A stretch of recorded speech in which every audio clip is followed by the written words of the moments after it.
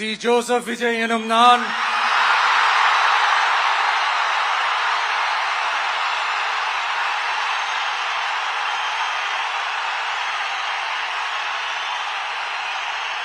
சட்டப்படி அமைக்கப்பெற்ற